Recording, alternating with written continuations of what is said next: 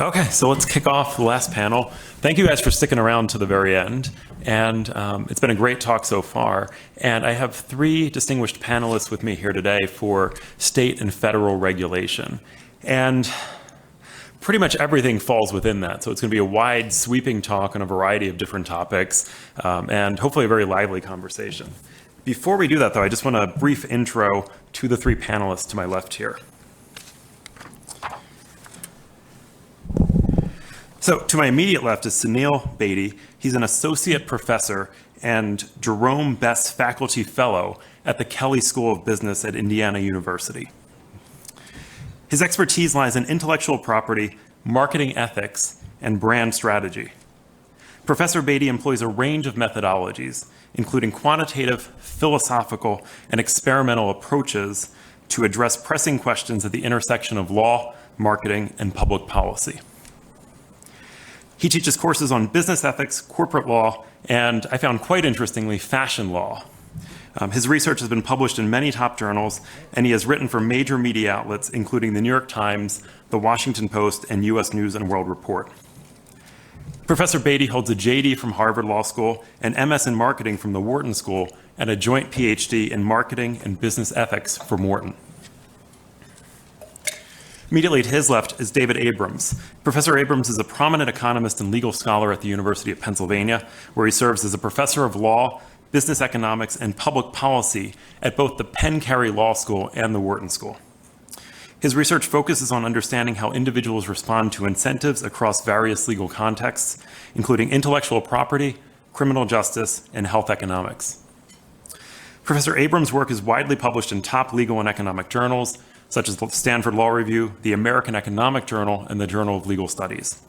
Additionally, he's a board member and past president of the Society for Empirical Legal Studies.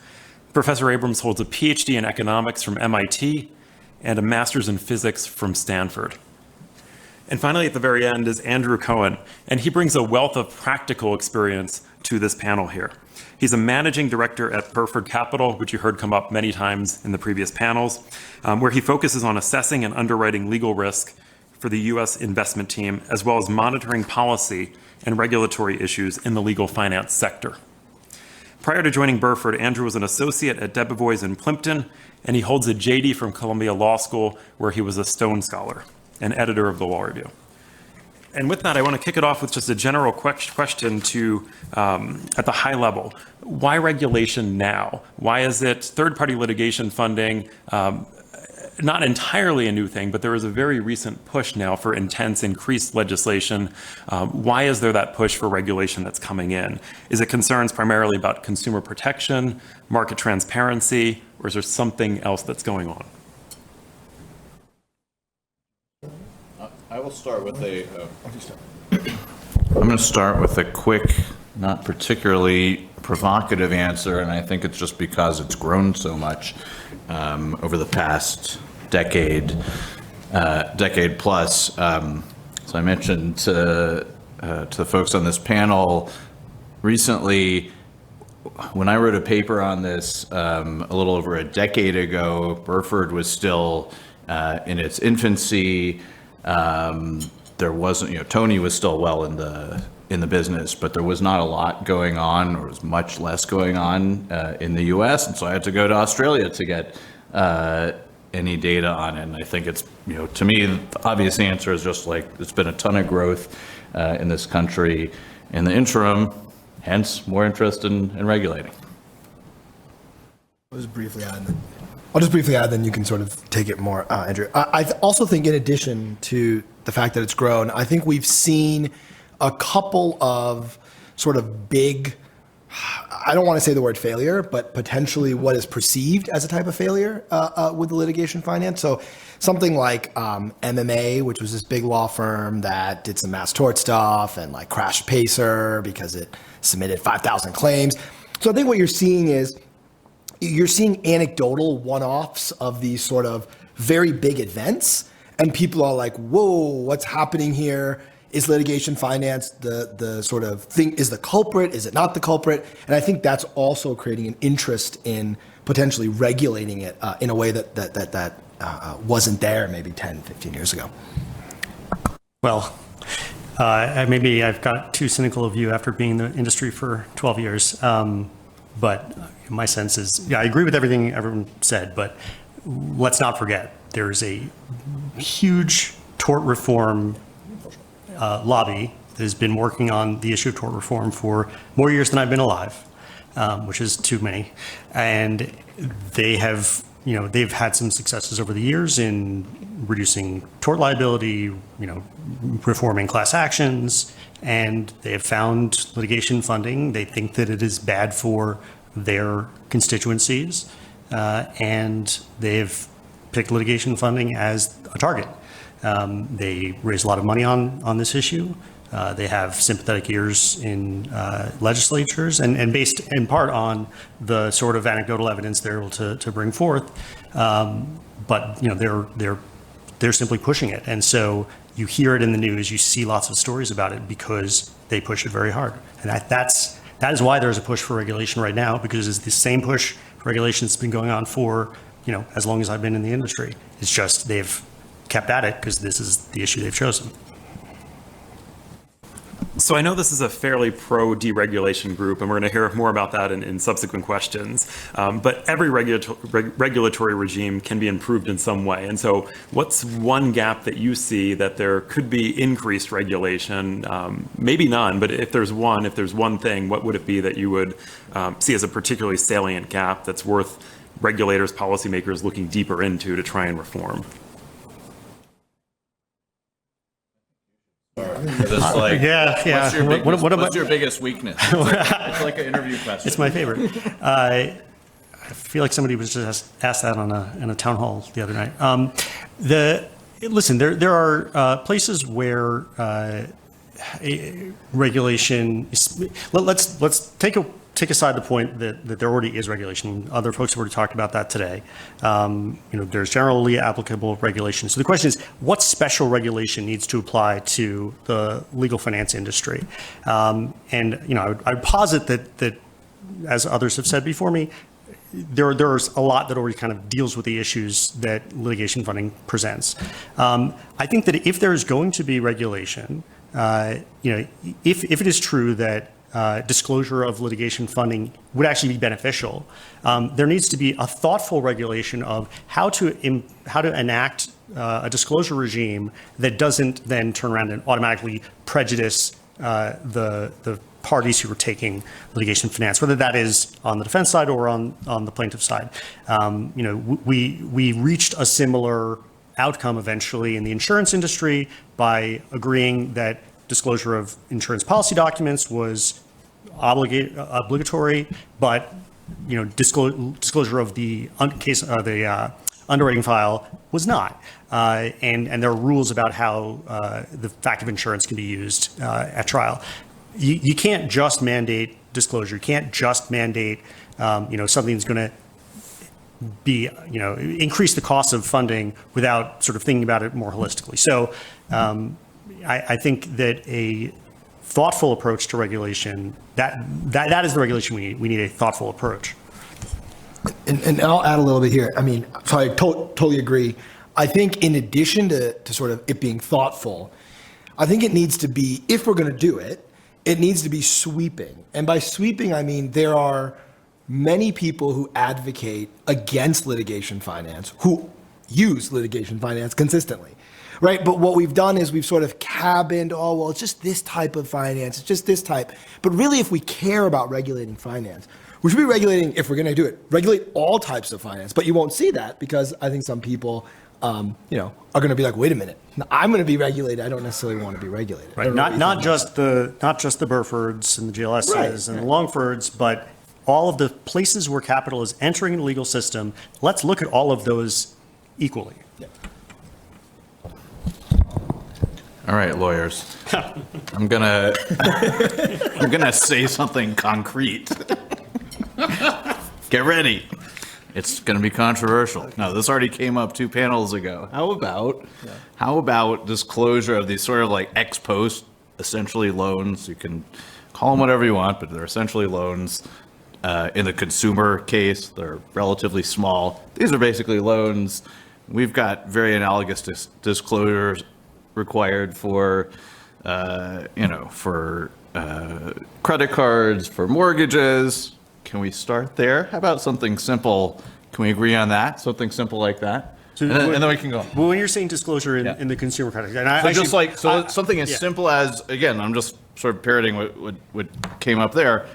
What's the actual annual effective? Right. So that, I should also take a step back. I'm always thinking in the commercial context because that's where I work, and so if I have a blind spot around consumer, that's my bad. But you're talking about a counterparty or consumer-focused disclosure, and I think both Suneal and I are talking about a court or adversary-focused disclosure, and those are different directions of disclosure. I don't have a position on consumer protection regulation. It's not my business, and I don't have a position on that. Yeah. I mean, I'm not a consumer sort of financial protection bureau expert, but as someone who thinks about ethics and thinks about stakeholders and that customers matter and consumers matter, and I think consumers are unsophisticated entities, for sure.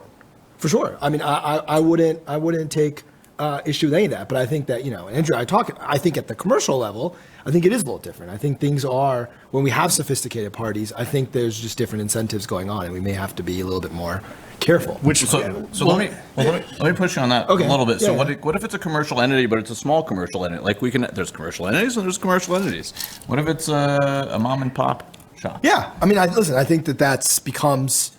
It's a closer call. I mean, I'm a lawyer, so I'm going to say the sliding scale. If it's a mom and pop organization that is looking to get $5 million or $10 million of financing from Burford or GLS or Longford, I'm not going to do that deal with somebody who has no idea what they're doing, because that's a bad counterparty for me.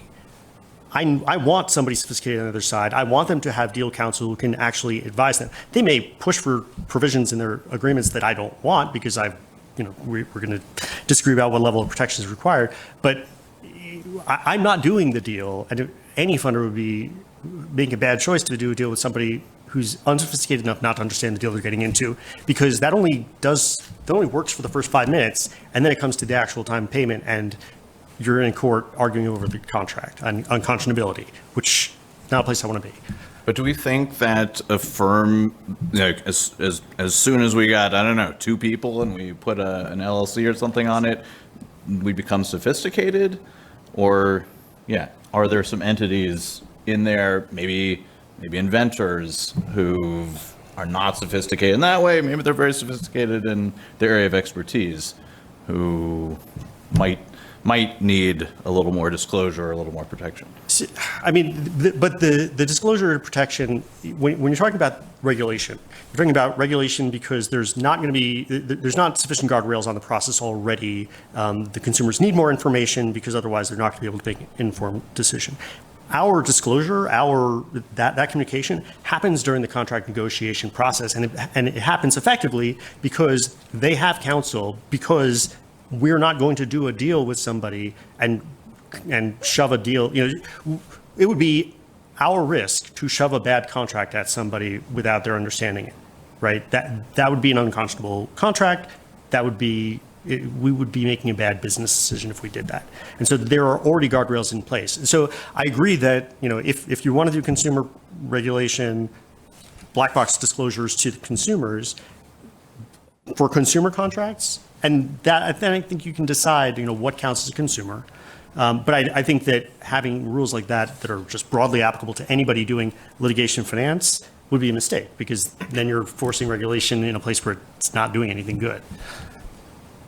So I want to follow up and press a little bit more than what, and it's caught up in 2 things. And one, it came up large commercial litigants, smaller ones, consumers. Is this democratizing, is third-party litigation funding democratizing justice in a certain sense, or is it just benefiting those sophisticated litigants? And if it's not democratizing it, what type of regulatory limits, if any, should there be? Just to push a little bit more on that, should there be caps on control on how third-party litigation funders, the amount of control that they can exert over what's going on, or caps on the return that they can get from their investment, things like that? That's a very big question.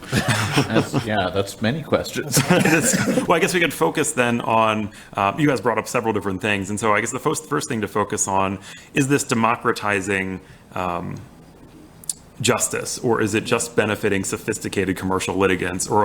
And what factors should we look on to see whether on balance this type of civil litigation is good for the entire system? So I think Andrew and I were talking a little bit about this, because something that I'm thinking about writing for which I think is, are we allowed to sort of say? Oh, yeah. Yeah, it's fine, right? So something I'm thinking about writing for the symposium is something about the brand of litigation finance. And I think what we were discussing is we've sort of created this sort of brand where it's like, this is so great for justice. It's the Goliath. What's David versus David Goliath, right? I always forget. I'm not allowed to say that. The parable, right? Okay, right. But it's like a David versus Goliath sort of thing, or it's you're just a terrible business person and you're taking advantage of people. And I think that I don't think either of those is sort of true as the brand of litigation finance. I view the brand of litigation finance as what it's doing, maybe not democratizing the justice system, but I think it's making more efficient the marketplace. And I think Will sort of mentioned this by being, as I imagine Burford and Andrew would say he is, a capital provider, he's making the capital markets more efficient. And when you make the capital markets more efficient, you just, David can disagree with me here, but he's an economist. You make things better overall. You create, allocative efficiency, social welfare. And so I think rather than, we talk a lot about democratizing justice, but I actually think why not talk about, making the marketplace more efficient? And I think that would be it. Anyways. I would put it a slightly different way. I would say litigation finance is a tool, right? It is a tool that is applicable in many, many different ways. I don't think that litigation funders are a monolith. I don't think that even within Burford, I don't think that what we're doing is just one thing, right? For different kinds of counterparties, we are accomplishing lots of different goals. Our job is to solve problems that relate to legal assets and finance. That may mean providing access to justice for a party that can't support litigation or can't hire the lawyers it wants to do without additional capital. It may mean helping a corporate counterparty that wants access to capital that doesn't want to be spending its own funds on ongoing litigation on the plaintiff side or defense side. It may mean helping a law firm expand a business line without taking all the risk on the partnership, because the only other access to capital on law firms is partner capital. And so each of those things is there's a different problem that's being solved. And I know we want to sort of conflate it all into one thing that litigation finance is, and that's just the commercial side. I'm not even talking about the consumer side. I think it is, at the end of the day, it is a tool that can accomplish a wide variety of goals. And when we're thinking about regulation, we need to think about how that regulation is going to affect the ability to achieve those goals. So can I weigh in on the access to justice thing? Because that's what interested me in this field in the first place, way back. And that was the idea that there have been constraints on litigation claims by virtue of not having access to capital for some individuals and with meritorious claims, and that could be a bad thing for overall welfare, because that's what economists care about. We just care about welfare. The greatest good for the greatest number, right? We care about people, and so this notion has a lot of appeal. That basically, now you've got potentially meritorious claims that can be brought. Now, of course, the other perspective is, well, also, doesn't that let you bring potentially non-meritorious claims, potentially frivolous claims with additional access to capital? Absolutely. So again, back in the day when I got interested in this, it wasn't big enough to look at in this country. I went and got data from Australia, where it was big enough at the time, although still not that big, to try to see, did this help could we find any evidence about access to justice? Did it help the law develop more quickly? Did the cases that got brought, were the cases that got brought more important ones, right? Were they the big cases or were they sort of more frivolous? And of course, there's a limit to what you can observe, but we looked across Australian states and we looked at where there was more use of litigation funding and basically found some things that went in different directions. The additional cases did seem to be more important ones in that they got cited more subsequently. But the courts also got busier and jammed up a little bit more. And that might also point to a little bit of this, I don't want to use the word frivolous, but less meritorious litigation. So ambiguous. So to me, the jury's still out on this big question, whether overall litigation funding and litigation finance is good or bad. I think it's extremely difficult to sort of show empirically one way or the other, but I do think that's the right question to be asking. I just want to add just one thing here to respond to David here. I think that, I think part of the challenge, right, is in doing this is we don't have a good, as I would think you would agree here, we don't have a good baseline, a good pre-litigation finance or a lot of litigation finance baseline. So when you saw, some of these cases were cited more, fine, but then the courts were a little bit more backed up. The first thing you might think of is, more cases. That's not a good thing. But it's like, well, it could just be that the efficient level was too low. Actually, that is the efficient level, so it's actually a very good thing. But may not be, right? It may actually be that's too many cases. I think part of the problem is measuring these things. From the economist, maybe you can give us more insight. It's hard, and how do we think about measuring sort of these outcomes? And you mentioned a couple of things, but is there other ways that you have sort of thought about? Sort of thinking about how we measure. Well, the first thing we need is for the funders to share their data. I didn't say that. That wasn't. I'm looking around the room at the funders. No, I mean, honestly, you have to have that. That was the lucky break I got in Australia. Was we got great cooperation from the biggest funder there. But yeah, even knowing what to look at as outcomes, there are a lot of different measures that you can look at, and they can go in different ways, and so it's tough. I mean, I'd be surprised even if we got great data from the firms that are doing this, if we could come up with an unambiguous answer to it. But I do think it's worth making the effort. No. No. We're good. We're good. No question. I don't disagree. I think it is hard to measure. I read the study you did in Australia with interest, and I found it hard to bring the conclusions over to the U.S. directly because we're different markets, and the litigation system is, while it's both common law, they're different systems. When we're talking about access to justice, you talked about some different dimensions on which you'd measure that.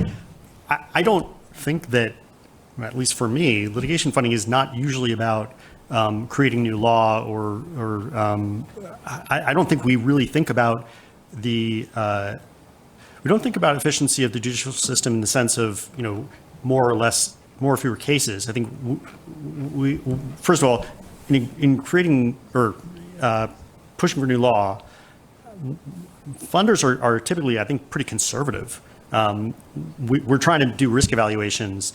It's hard for us to take, to take unsettled law and invest in that because we don't, it's unsettled. So you're not wrong to say, well, actually, that might lead to further emphasis on existing law and less innovation because funders aren't willing to take those risks. That could be a valid criticism. Maybe that there's a call for a different kind of funding that's not commercially motivated, but is the public interest funding that exists beside us. Efficiency of using judicial resources.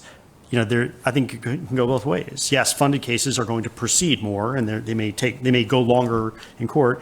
But on the other hand, to the extent funders are exercising a screening function and saying, these are cases where we're not willing to invest. They shouldn't really go forward unless you can find somebody else. That could actually reduce court burden. So it's very hard to measure, these cross effects. So I want to keep on the same topic, but think about it more historically. And so we had doctrines of maintenance, barristery, champerty, and courts have been the common law has been very concerned about this officious intermeddling. We've heard frivolous lawsuits come up in the last panel. Is that a concern? How do we square those doctrines with third-party litigation funding, this new way of handling it? Are they just outmoded doctrines that don't have a place today? And basically, are those historical concerns legitimate anymore, or I guess I'll leave it at that. I feel like this is my bone to pick. This will be this might be the sort of contribution to me on the panel, and then I may just sit and listen to my esteemed colleagues just sort of argue with each other. This is my bone to pick, and I'll tell you why. So I think the motivation for these historical sort of laws and what we're seeing now is an underlying distrust of business. And you might be like, well, why? Okay, so let me do a little bit of a tangent and you'll see why. So there is a prohibition on corporations representing themselves. It's a common prohibition, Osborne v. U.S. Bank of Supreme Court case, like 1845, I don't know when. That's been time and time and time again reinforced. And in that case, they say the following.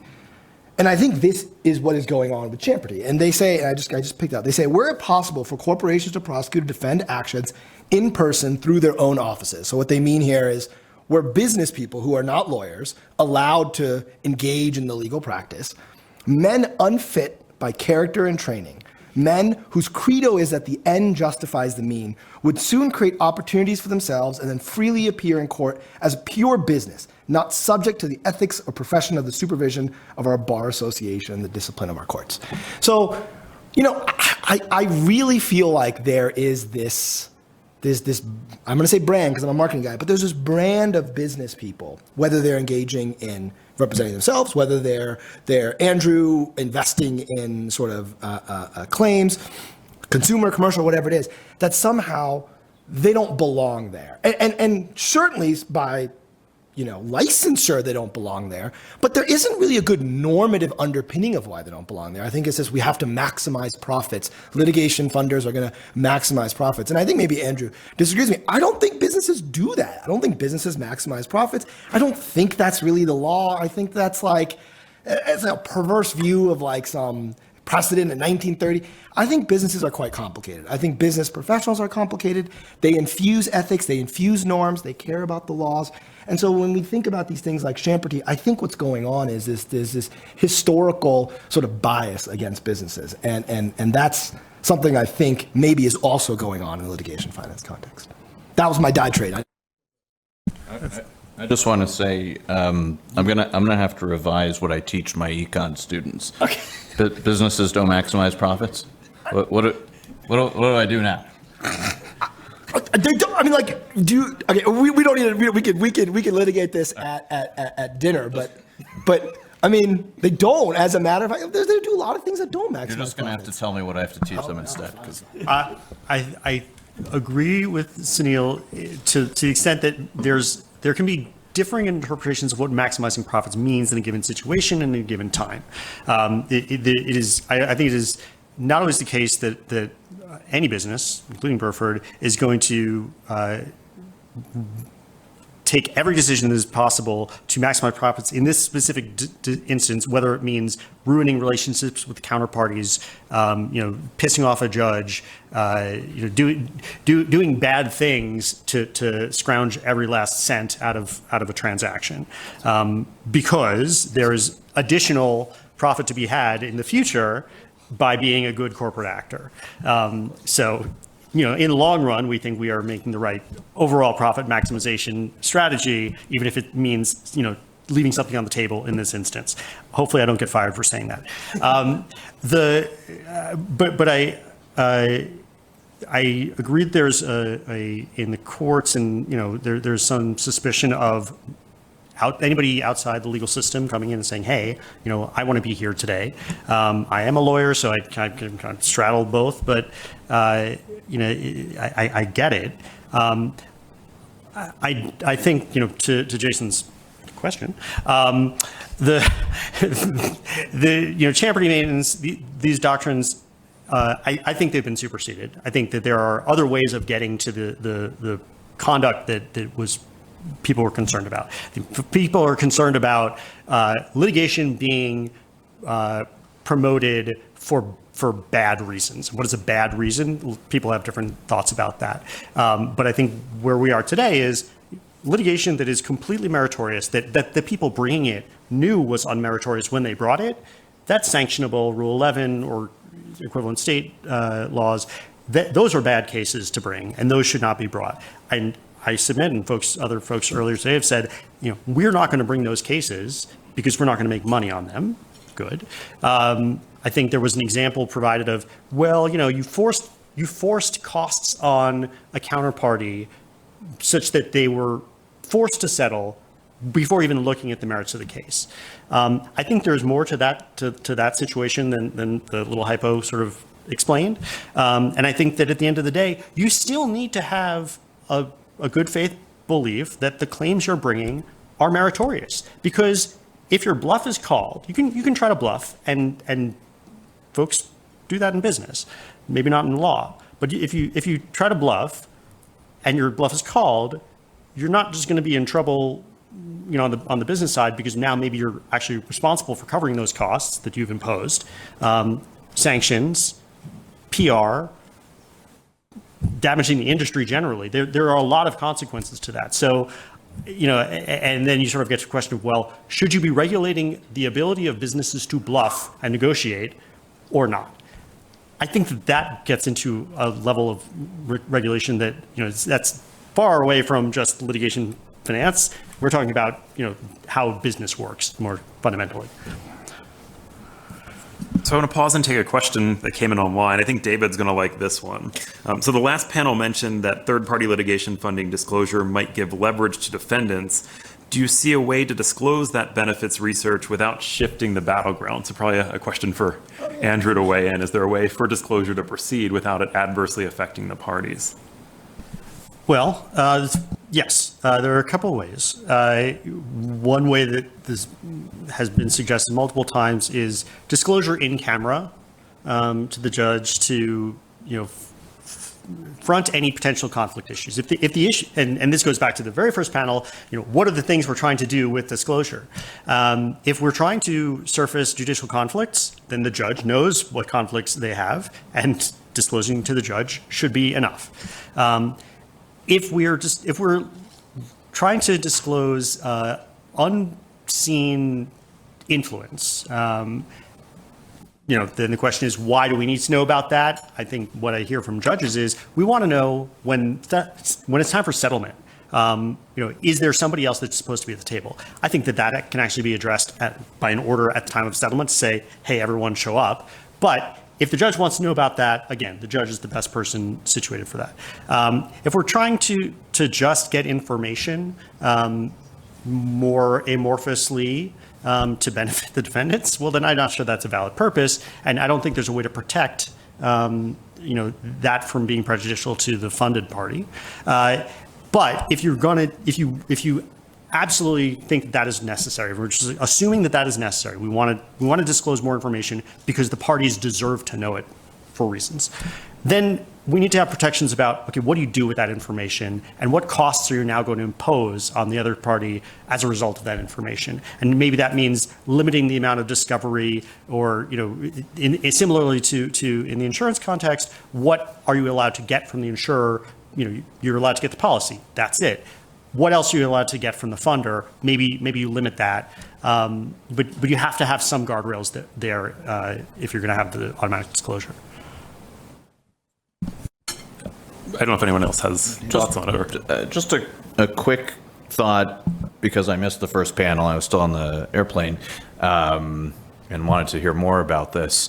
In general, we think we have public one of our public institutions is our legal system and the courts that we give our hard-earned tax dollars to because we think there's public benefit. And in general, so that generally pushes in the direction that the public has a right to know, unless there are good reasons not to. And that has been the number of good reasons not to has been increasing a lot over time. The public has the right to know what? The public has a right to access information in disputes. Now, the question is, and I agree, I don't know if I agree. I don't know what the answer is in the disclosure case, but my inclination is more information is generally better. And when when interested parties are trying to limit the information, there's usually a reason for them to do it and maybe not for the public. So why do you want to limit the information? Spoken like an empirical researcher. One of the principles of discovery, in the litigation, in legal system is information is discoverable, is, relevant.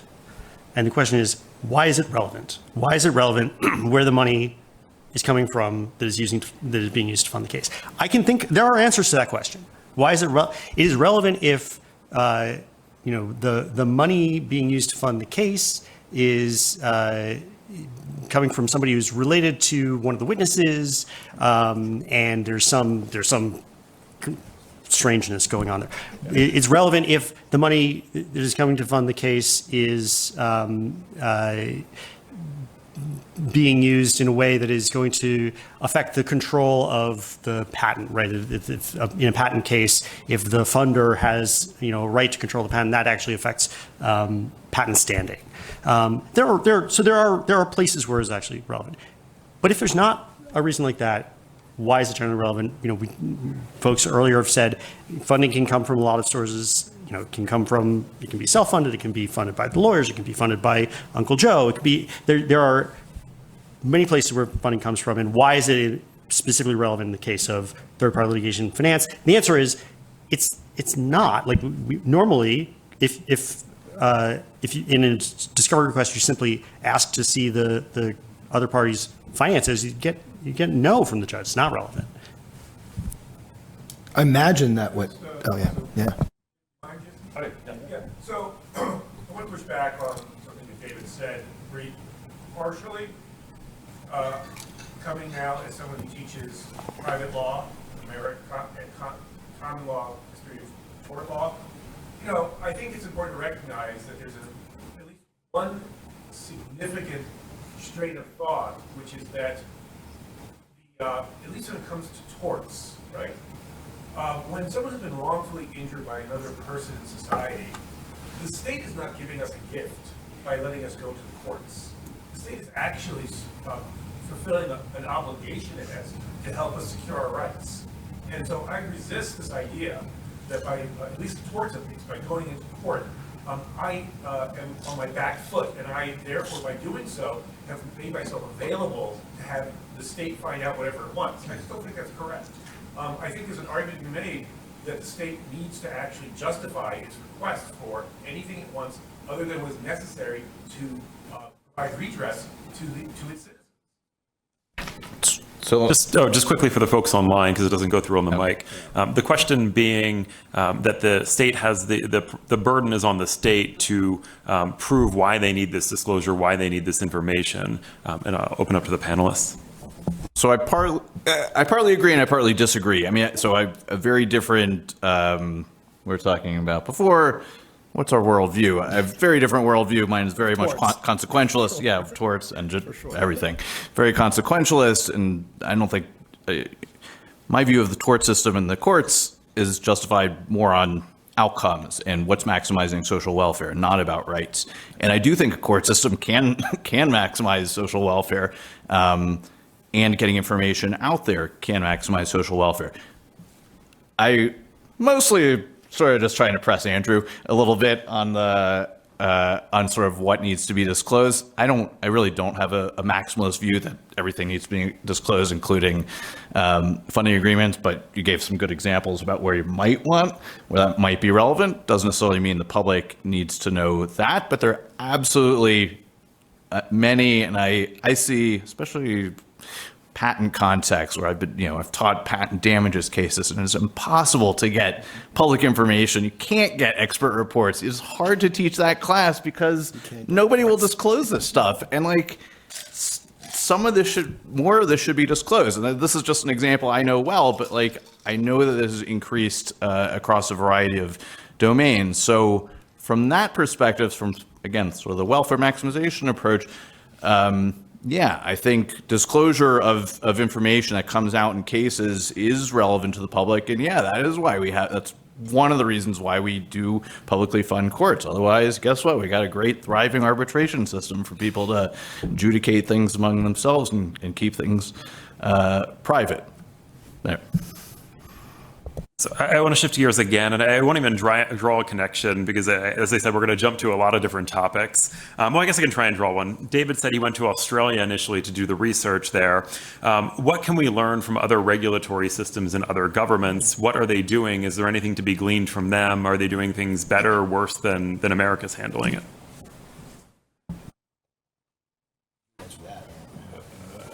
That's all you. It's all me. It's on you, I guess. It's on me. Yeah, it's a little unfair to be on you in all fairness. Yeah, this is not, I sort of know what was going on in Australia about 12 or 15 years ago.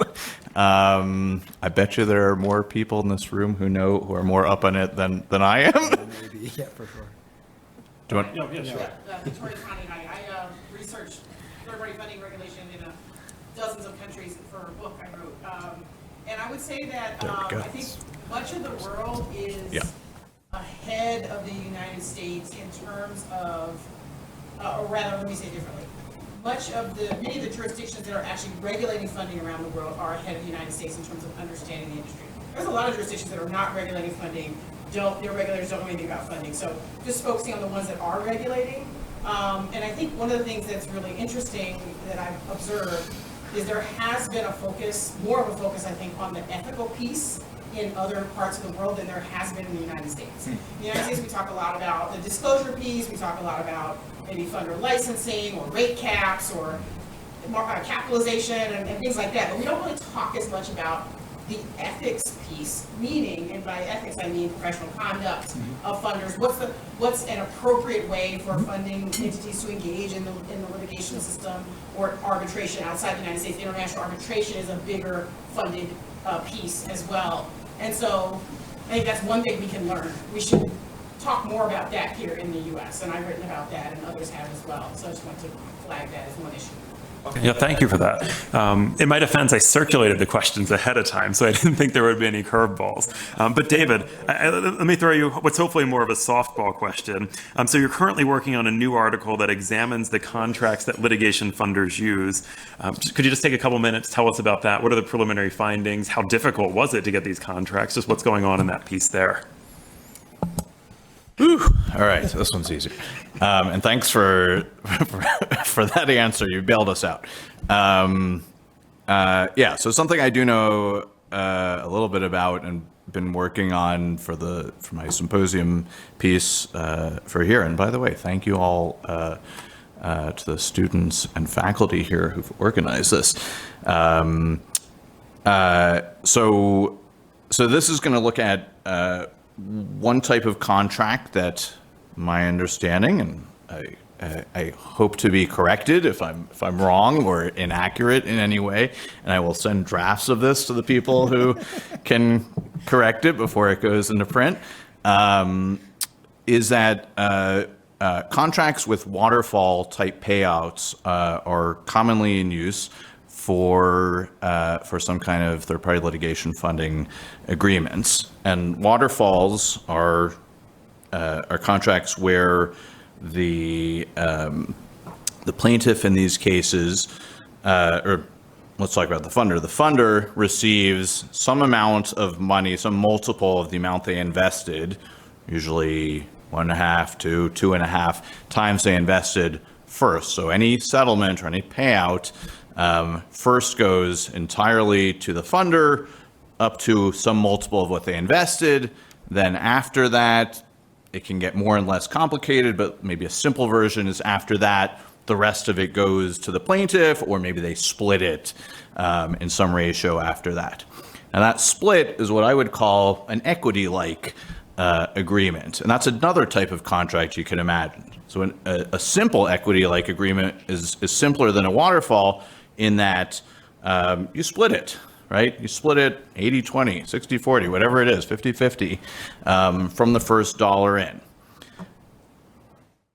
Waterfalls get used a lot in private equity, where I think the circumstance of the parties involved can be fairly different than third-party litigation funding. One fact about many, if not all, waterfalls is that the plaintiff ends up being the residual claimant, basically, which means that's the econ jargon for they're getting the last dollar. So any kind of big settlements, plaintiffs are getting either all or a big chunk of, but the first dollars are going to the funder. What does that do? That puts the risk on the plaintiff. Now, one thing I teach in my law and econ class is contracts are good, or in general, we think legal setups are good when they put risk on the party that can best bear it. In this case, we tend to think of, my model is of the funders as more risk neutral, larger, diversified entities that are essentially, we can model as risk neutral, and the funded, in some cases, certainly in the individual cases, maybe less so in the commercial cases, it depends, is probably going to have some level of risk aversion. And therefore, for the funded, these waterfall type contracts are worth less to them than a similar contract that would give them the same expected value but was structured as an equity contract. Okay, so that's one sort of observation in the paper, and we use some math to show some examples and then show a little bit more generally that this is right. And so if it's right, it raises some questions. Why is this the case? Why are people taking this kind of funding if it's not preferred? One potential answer is maybe there's not as much competition on the funder side as there could be in an efficient market. So I'd be very curious to hear your thoughts and other funder thoughts maybe afterwards. Really curious. I don't know. But so that's one possible reason.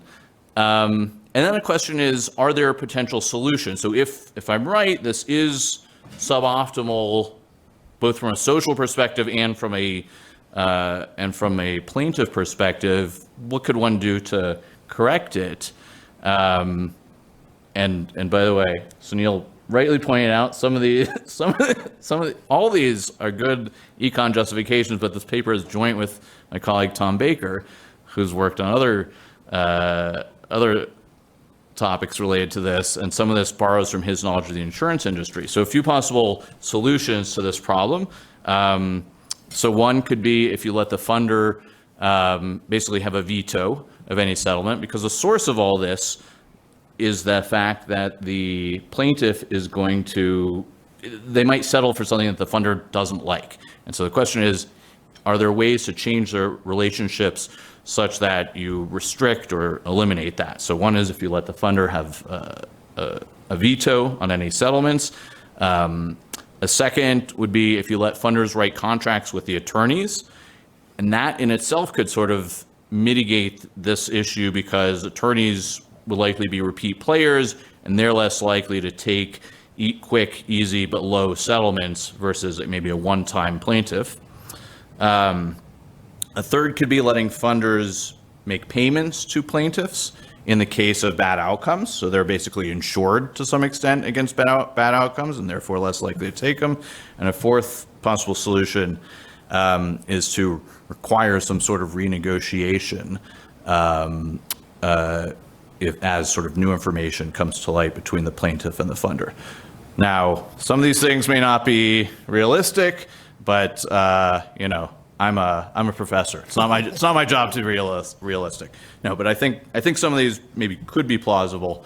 But interested to hear what folks in the biz think about it. Yeah. Premise that the party who's able to bear the risk should bear the risk in a good contract is flawed.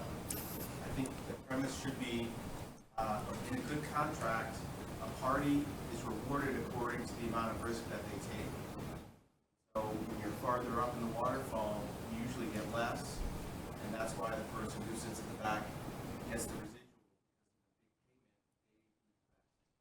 Balancing the risk as opposed by who has borne, balancing the reward by who has borne the risk rather than who is able to take the risk, because in that case, it would always be the biggest player that takes all the risk. Right, but it probably should from a welfare maximization perspective, because bigger parties, they don't care. They can diversify, or they care much less than smaller parties because they can take on lots of different offsetting bets that all have positive expected value to them. But individuals or smaller entities are less able to do that and less able to diversify. So I agree. I mean, that what you're describing is certainly like descriptively true of, I think, how contracts tend to be worked out. My point is about what's socially optimal. And in this case, I think sort of probably would be preferred by the plaintiff. So I agree with you that there are contracts that have waterfalls. And that's about where, That's it. that's about as far. No, I think for the reasons Adam just said, that practically speaking, the reason we think that we are justified in demanding the returns of that structure is for exactly that reason. We're the ones who are putting out the capital. We're to cash out. The claimants who are funded they were harmed, but the idea of funding transactions as an efficient transaction is by taking funding, they are going to end up net ahead of where they would have absent the funding. And so, again, we're doing this with imperfect information at the outset, and we have to set these terms subject to your renegotiation, which I'm not sure how that would work. But so the idea is, based on the information, we're trying to create an efficient contract that addresses the risk that we're taking and our capital needs. I also think that I also think there is plenty of competition out there. There are plenty of funders out there, and we bump up against them. We are often negotiating on price at the outset. Can I ask if y'all are willing to vaguely disclose, like, what fraction of the time would you say there's another offer?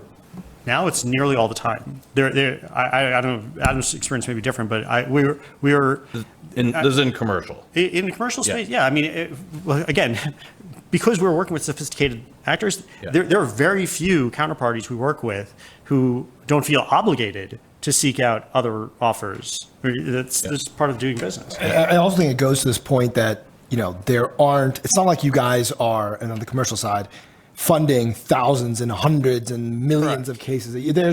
And this goes to the point that a lot of what you're funding is meritorious because there's just a small pool of such big meritorious cases. Correct. And that also, I think, we're looking at hundreds or thousands of cases over the course of a year, and we are funding dozens, right? Then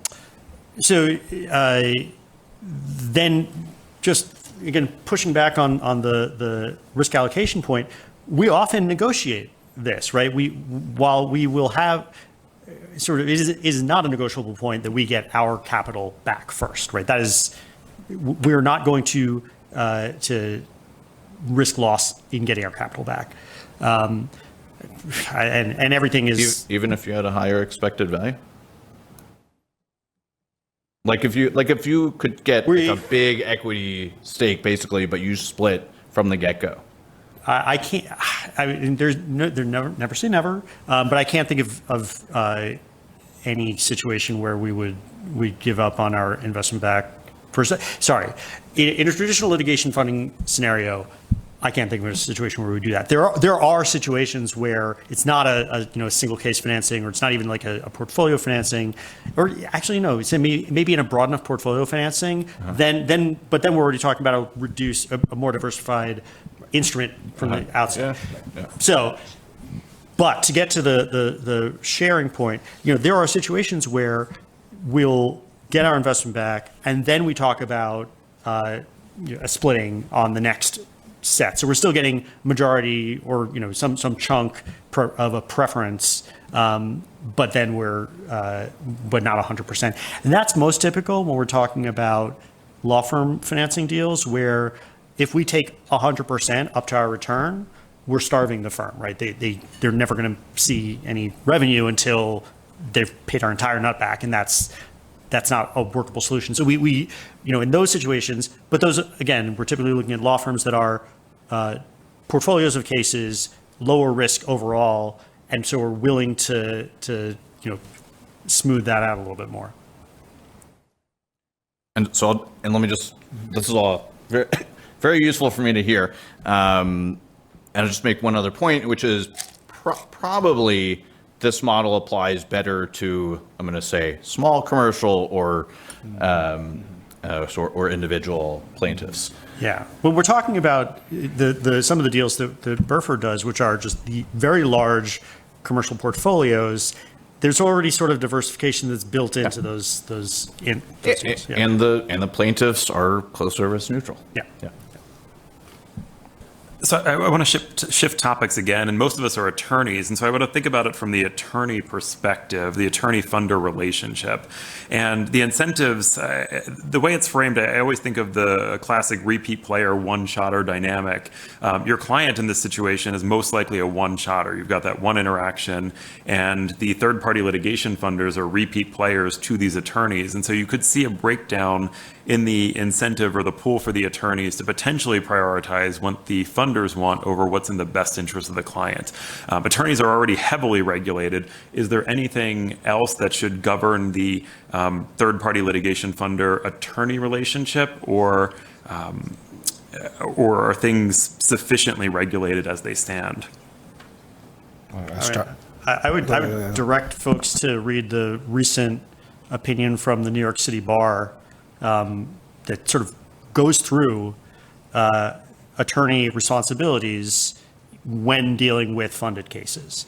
And that goes through, all of the standard rules of ethics that apply, and, the places where there might be, touchy points where, the fact that a third party is funding it does not mean that your obligation is to anybody but your client. The issues around disclosure of client confidences, issues around who's making decisions about litigation. The point being, I don't think that we want to create new attorney rules of professional responsibility that are specific to litigation finance, because they have to be rules of general application. I think they are sort of pretty good at dealing with situations, and the bar associations will interpret the rules in accordance with the situations they see. If a funding situation comes up and an attorney asks a question about, well, what do I do here?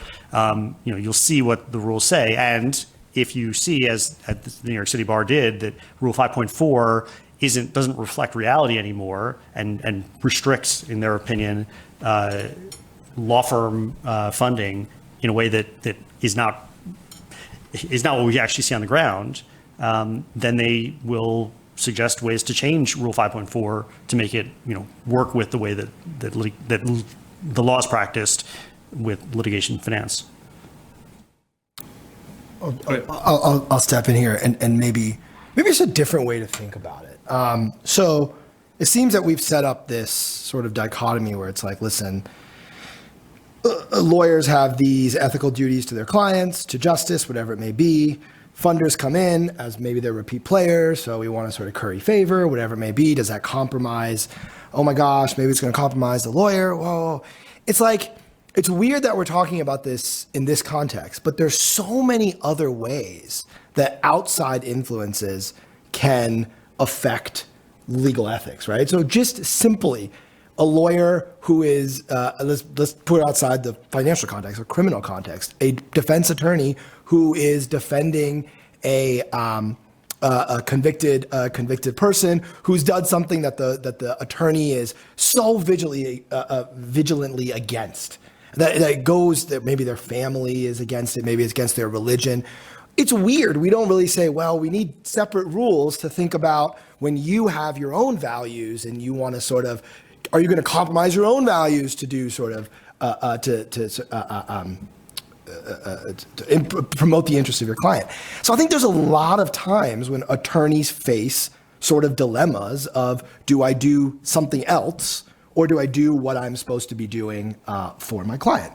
Maybe this is one of them. I'm not sure, but I'm not sure why it's unique other than it's money. And maybe that makes it unique, but okay. I mean, there's a lot of things that I think maybe are even more important to a lawyer than money. So I think if we're thinking about it, maybe we need to think more broadly. And this sort of goes to my question.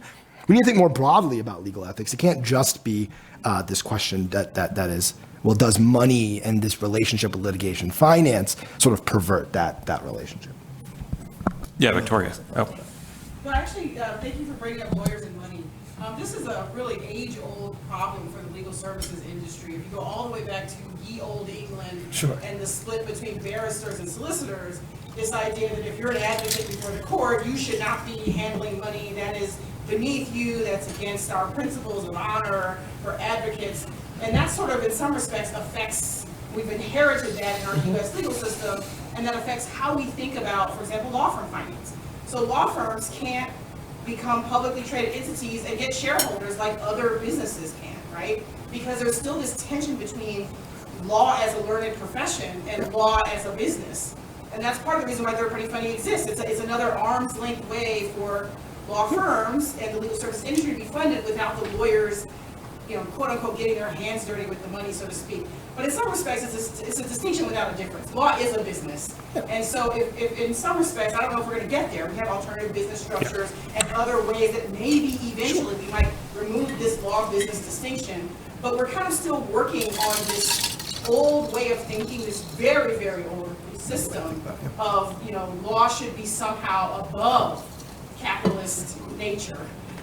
So I just wanted to put that. Yeah, absolutely. The inherent conflict that every lawyer has with their client about payment, right? That exists in every attorney-client relationship, and it is an issue that we deal with already. I don't think that that's a reason to bar outside funding in law firms. I don't think there's a reason to think that lawyers who are already dealing with these issues are not capable of dealing with the new version of these issues as we come into new versions of law firms, ABSs, the Utah Sandbox, which has now been in place for 3 years now, maybe, and appears to be doing fine. I checked the website. There's been like a dozen complaints over the past year out of the hundreds of or thousands of interactions that folks have had. We're talking very well behaved lawyers behaving very well because they know they're under scrutiny, and maybe there's that sort of regulation, having a financial regulation or some judicial appointed body overseeing law firms, which we already do. We already have the Supreme Court or bars in every state, taking that function of, okay, if there's going to be outside investment in law firms, let's make sure that they're still following what they're supposed to do. And let's be careful about that.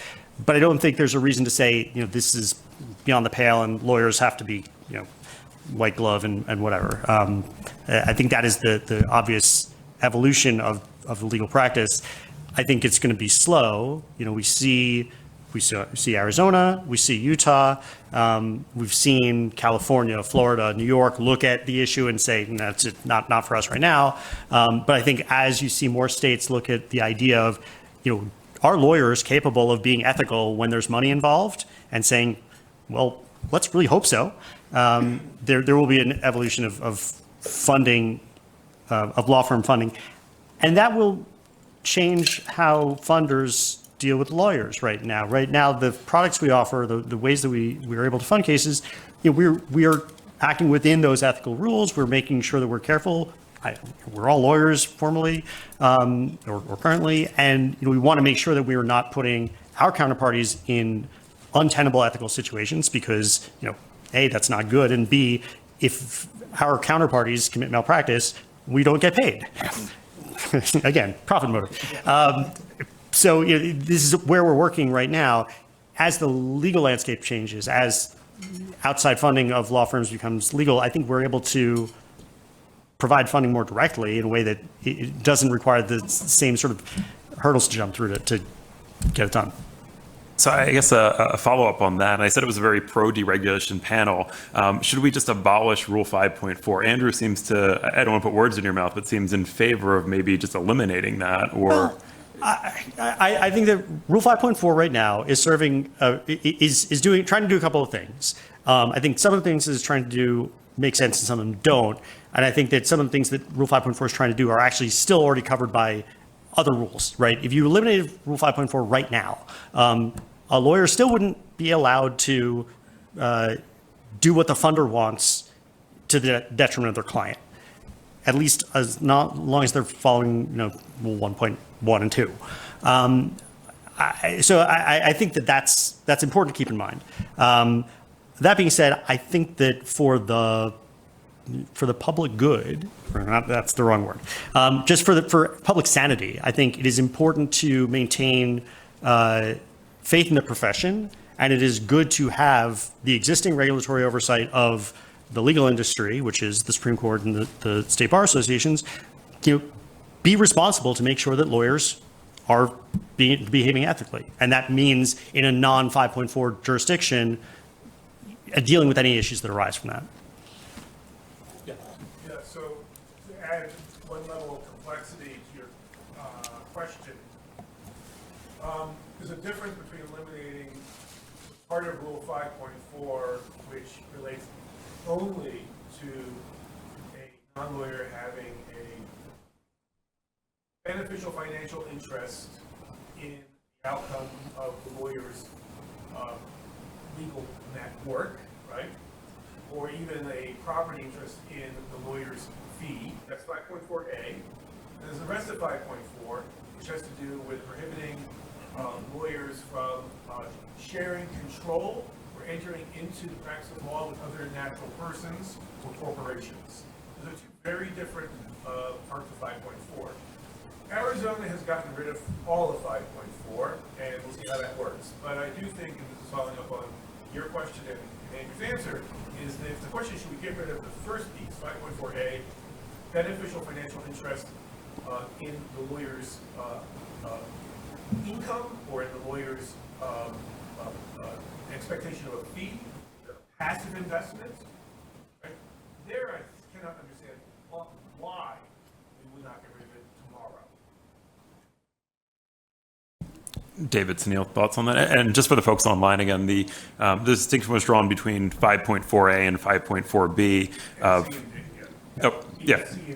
Yeah, and so basically just eliminating the passive interest in the litigation itself versus ownership of the firm being two discrete topics.